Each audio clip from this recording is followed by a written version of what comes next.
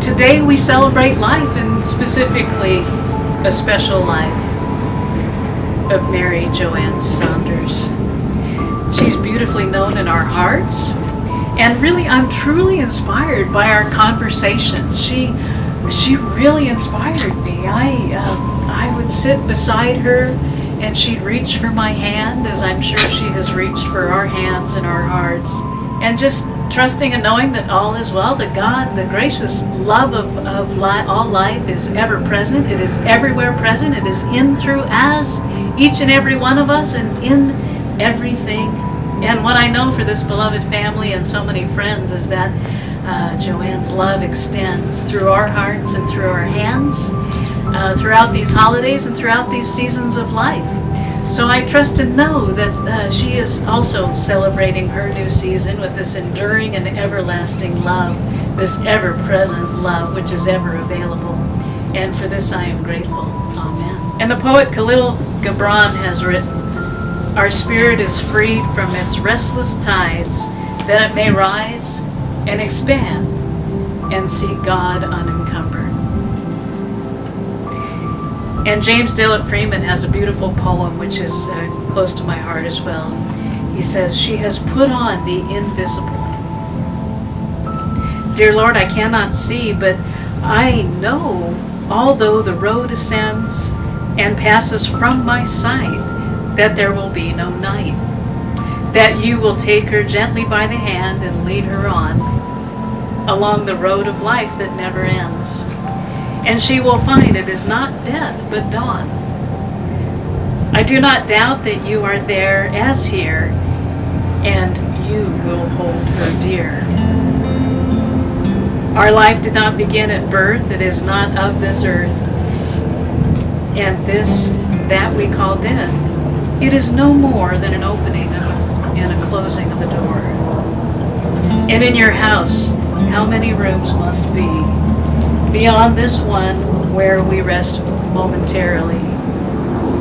Dear Lord, I thank you for the faith that frees, the love that knows it cannot lose its own, the love that looking through the shadows sees that you and she and I are ever one. And in John chapter 6, verses 37 to 40, all that the Father has given me shall come to me. And him that cometh to me, I will in no wise cast out. For I came down from heaven not to do mine own will, but the will of him that sent me. And this is the Father's will which hath sent me, that all which hath given me, I should lose nothing. It should raise up again on that last day. And this is the will of him that sent me, that every one which seeth the Son and believeth on him may have everlasting life. And I will raise him up on the last day." Hi, for those of you who don't know me, I am Rachel. I am Joanne's third oldest grandkid, second granddaughter, and I knew I should have wrote something down, but I didn't. So, but it's funny because yesterday we were watching The Grinch, the newer one, and I remember she was the one who took me to that movie. She was probably the reason I am so into film. She took me to movies all the time, and I loved that.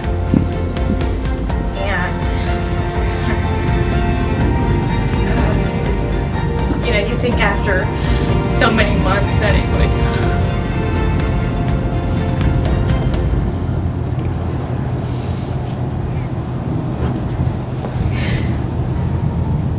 She was. I remember her laugh. It was like so contagious, and she laughed at like the littlest things. It was so funny.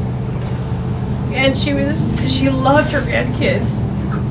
Even though she had constantly complained that we didn't call, even though she never called us. But I guess that's typical for grandparents. And I tried to visit. Like every time I was in town, I would always try. And I'm glad I got to see her when she wasn't doing so good. And this,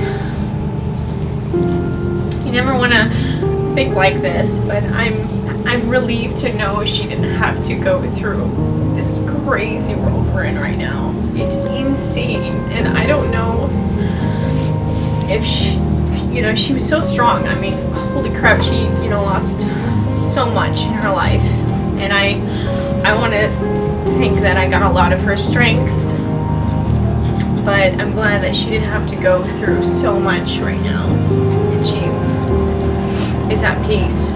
She was so strong, and I'm really thankful to have really good memories with her, and I'm sorry that not all of us are here, but I know that my cousins and my brothers would feel the same way. So, thank you.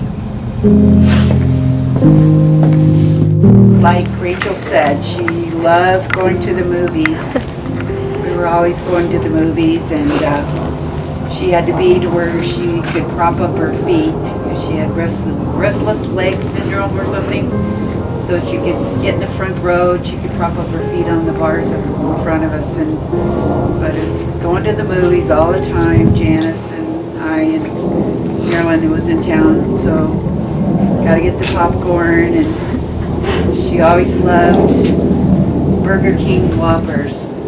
Was her favorite. If she would always ask, "Is there one close by, so you could take me?" Even when I took her to doctor's appointments, she'd want to swing by there and pick up one on the way home. So, but yeah, a lot of things she loved to do. Hi everyone. I'm glad you could all come today. I'm Marilyn. Joan was my oldest sister, and growing up, she was always the one that showed me the way and taught me a lot of things and helped me to become the person I am today, I'm sure, because she was such a strong, wonderful person. I didn't get a chance to be with her that much except for holidays if we happened to come down from Washington to be here in Arizona for Christmas or whatever. But I always enjoyed being with Joanne. She was such a special person.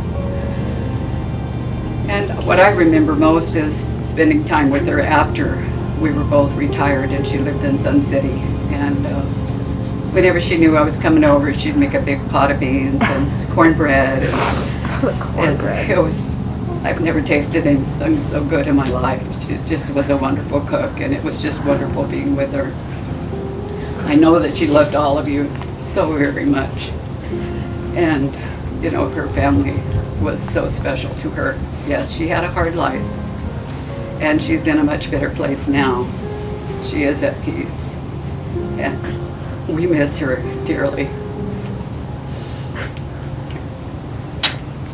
So we can continue that conversation, and even if we think of her, we can say, "Hey, I'm thinking of you," and just talk out loud and just share whatever's on our heart, or maybe call a friend and say, "Hey, I'm thinking of Joanne, and what a beautiful influence she is on my life." And even though it grieves us to let her be, and we're in that prayerful place of lifting her in her new freedom, and it grieves us, and we release her to that greater awareness of God, that God essence, to that place of total love and total peace.